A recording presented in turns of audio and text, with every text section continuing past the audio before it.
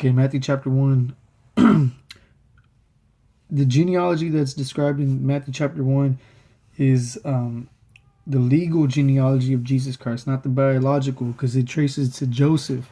And Joseph, of course, was not Jesus' biological father, but his foster father. So, being his foster son, he had these privileges. It's tracing Joseph back to Abraham.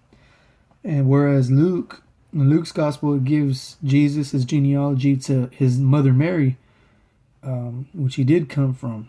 And Joseph and Mary are both descendants of David, but through different sons of David. Joseph comes from David's son Solomon, whereas Mary comes from David's son Nathan.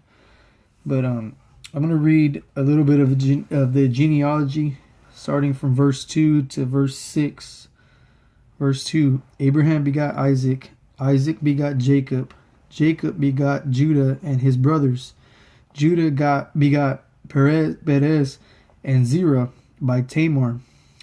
Perez begot Hezron, and Hezron begot Ram. Ram begot Amminadab, Amminadab begot Nahshon. Nahshon begot Salmon. Salmon begot Boaz by Rahab. Boaz begot Obed by Ruth. Obed begot Jesse, and Jesse begot David the king. David the king begot Solomon by her who had been the wife of Uriah. So in verses 2 through 6, it describes 4 women that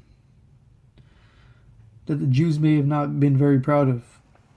And the 4 women is Tamar, Rahab, Ruth, and in verse 6, it doesn't say Bathsheba's name it doesn't call her by name, but that's exactly who the wife of Uriah is. Now, the first one, Tamar, she's her story's in Genesis 38. Judah had 3 sons, and it was the custom of that day, according to Deuteronomy chapter 25, that if a brother had a wife and he died, that the next brother in line was to marry that woman and have a child for the older brother's name. And I'll just read the verses. It's going to be Deuteronomy 25, verses 5 through 10. If brothers dwell together and one of them dies and has no son, the widow of the dead man shall not be married to a stranger outside the family. Her husband's brother shall go into her, take her as his wife, and perform the duty of a husband's brother to her. And it shall be that the firstborn son which she bears will succeed to the name of his dead brother, that his name may not be blotted out of Israel.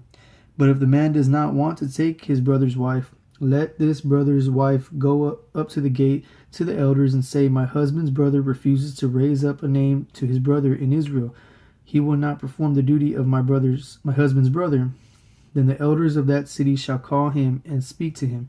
But if he stands firm and says, I do not want to take her, then his brother's wife shall come to him in the presence of the elders, remove his sandal from his foot, spit in his face, and answer and say, so shall it be done to the man who will not build up his brother's house.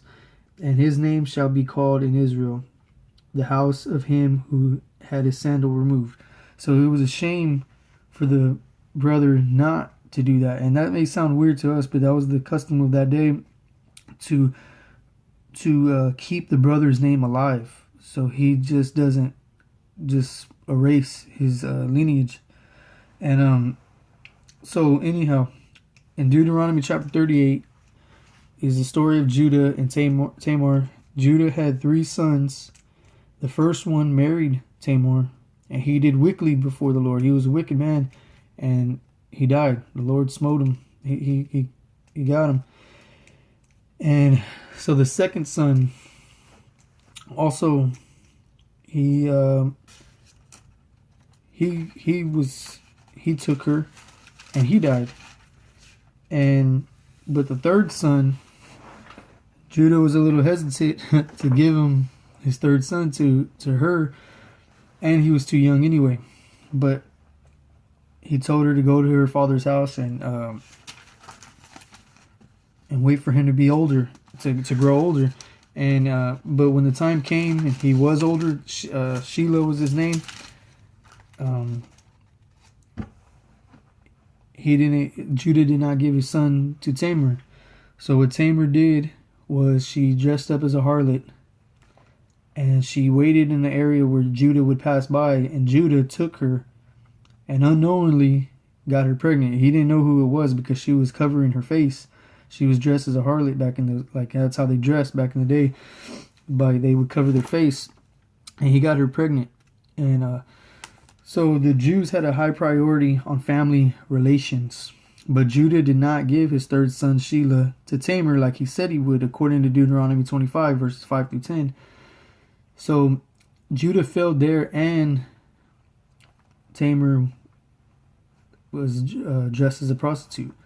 So family relations, Judah failed. And Rahab, the Jews also had a high priority of sexual and moral purity, but yet Rahab was a harlot, and in the family of which the Messiah would come. Ruth, and Rahab's stories in Joshua chapter 2 and Joshua chapter 6, verses 20 through 25.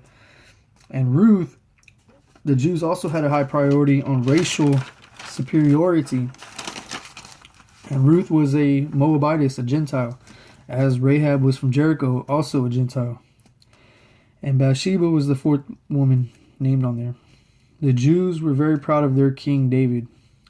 But in including Bathsheba in the genealogy of Jesus is a reminder of the affair that he had with Uriah, one of his soldiers, Uriah's wife, Bathsheba, which led to the murder of Uriah, because David got Bathsheba pregnant.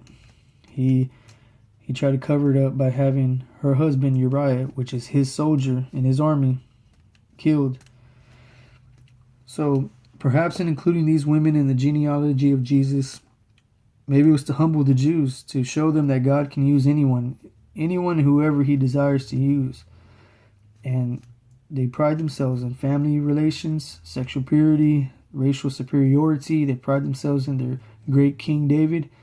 And in all these things, it shows their flaws and their need for a Savior. And that's who came for them, and that's who came for us.